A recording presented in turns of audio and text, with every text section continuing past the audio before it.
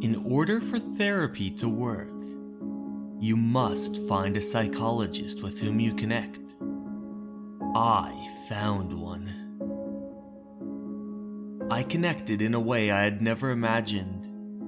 More and more, it felt as though she were inside me. But I was wrong. I should have never visited her. I should have never opened up to her. Because, while she pulled me away from the ashes of my life, little by little, she was dragging me straight to hell. Hello everyone. Today's horror manga dub in narration is Melvina's Therapy. If you enjoy the manga at any point in time, please do not hesitate to like, comment, and subscribe. It really helps me out a lot. Anyways, without further ado, let's get right into this story. She was surprised and a bit uncomfortable with the whole situation. Gina never thought she would have to go to therapy. Why wasn't she capable of fixing it herself? Owen, her boyfriend, had been adamant about her seeking professional help. As she told Melvina, her therapist, over the years she had developed a certain fear of hares and everything related to them. Her condition worsened, and a few weeks ago, up to the point that she had started to experience hallucinations. In one of those visions, she saw the chilling silhouette of this animal walking on its hind legs. According to Owen, she was easily startled, to the point that she had embarrassed him in front of his friends. Gina suspected that her condition had worsened when she found something in one of the boxes after moving to her new place. It was a 20-year-old picture taken on a school field trip to the mountains. The beating sound of the metronome, accompanied by the therapist's voice during their first regression experiment.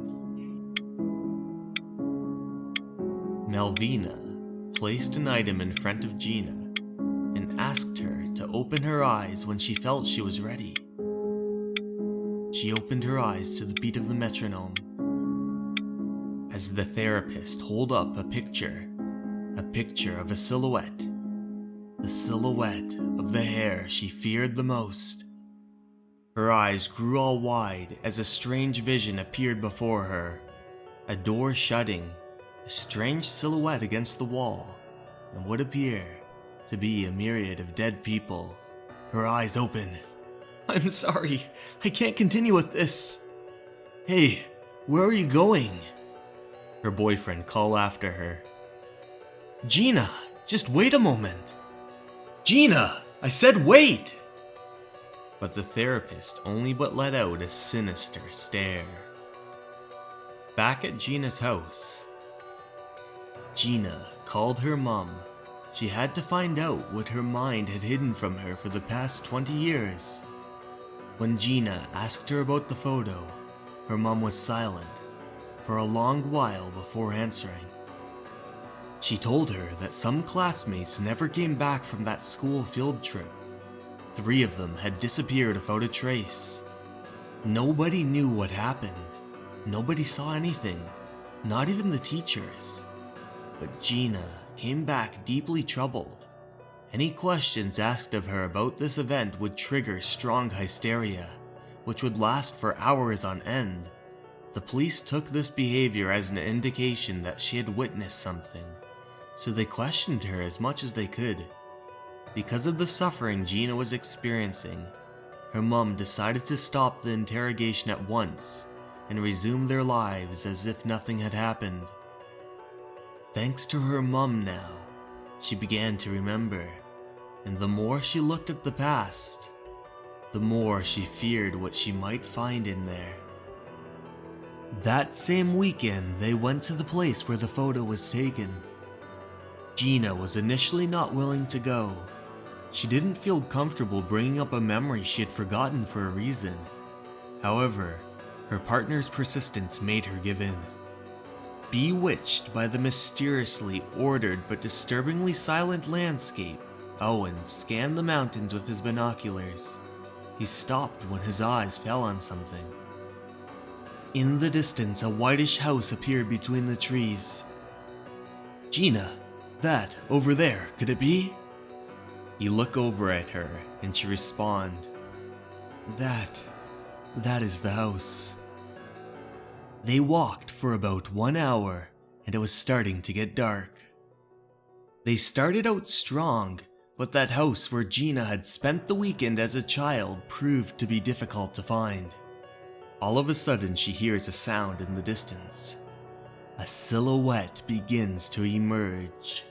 The dark figure becomes closer and closer, until Owen hears her scream from the top of her lungs and she falls down toward the grass. Owen ran to her side and followed her gaze to find out why she had screamed. But he couldn't see anything. That human hair figure she had assured him had been there in the woods. It seemed to be a new hallucination. He asked her to calm down. They had to move. They had yet to find the house.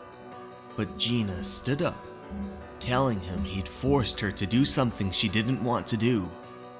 Without giving him a chance to speak, Gina turned and ran back the way they came from.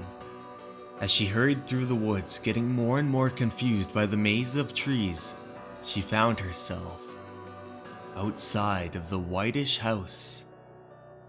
She began to open the door.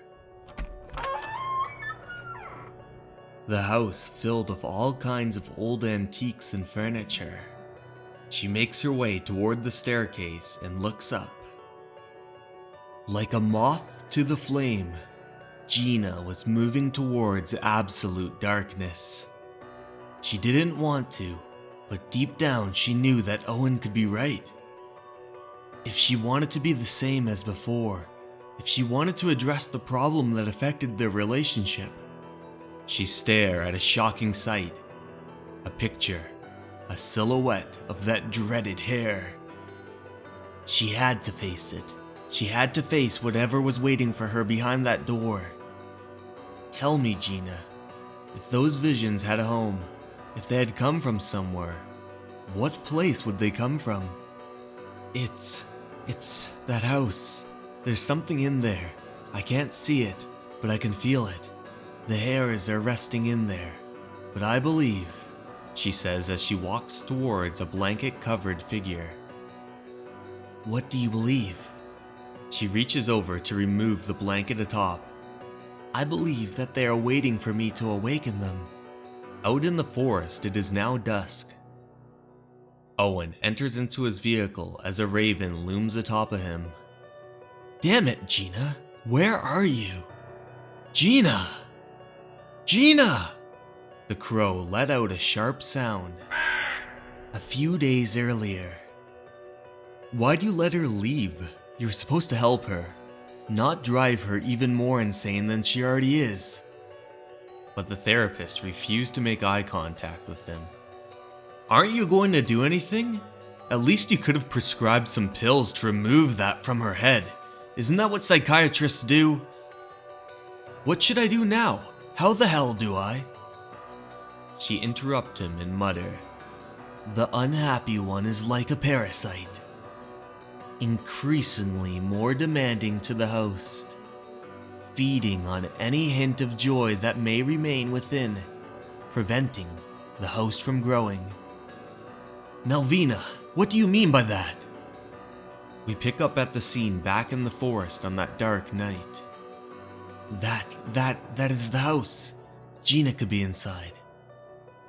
He enters into the house and point his flashlight beams up the dark stairwell until he hears echoing throughout the hallway. There are not Hares. There are not Hares. I was so wrong. It was never the place. There are not Hares. There are arms. He shines his light at Gina staring into a mirror. Finally, I found you. What's wrong with you? I've been looking for you for more than an hour. You act like a crazy person. What are you even doing here, all alone? But something is no longer right with Gina.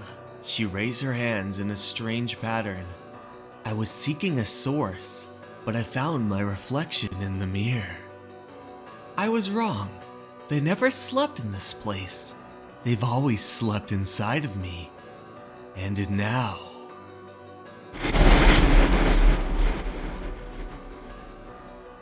Lightning crashed into the ground, illuminating the inside of the building.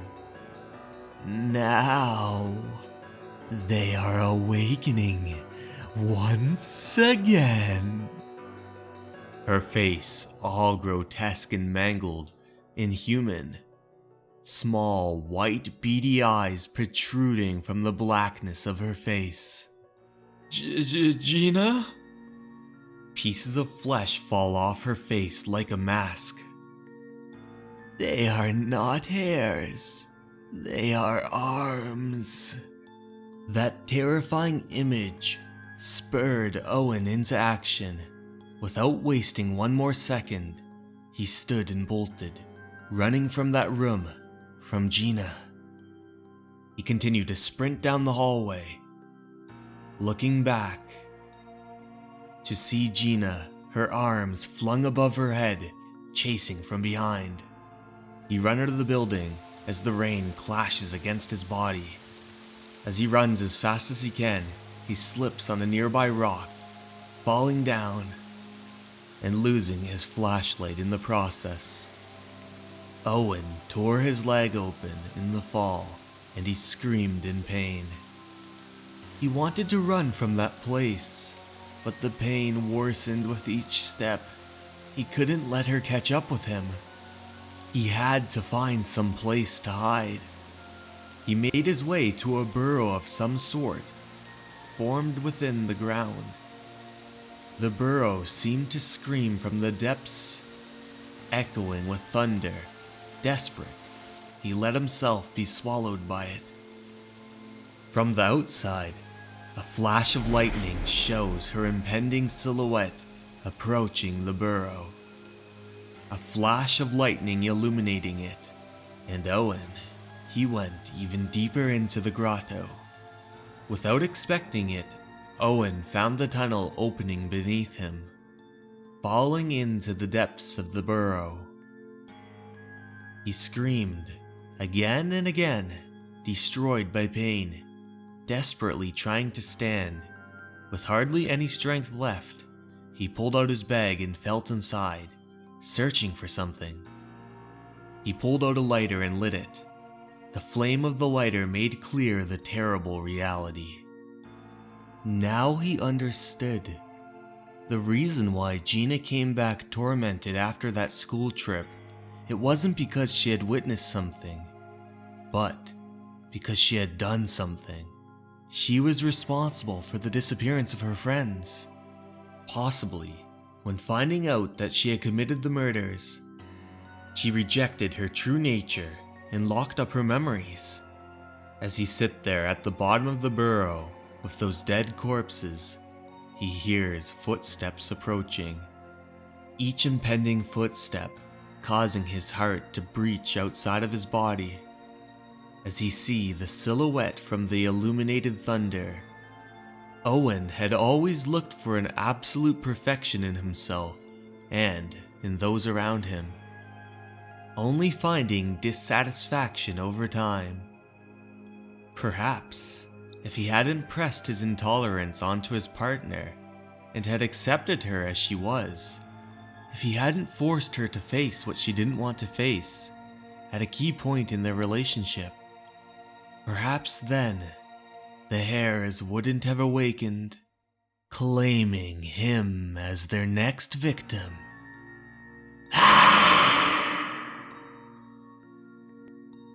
What was really under it all was a fear that he constantly failed to appease. And, in fact, for that reason, the patient to diagnose had always been him.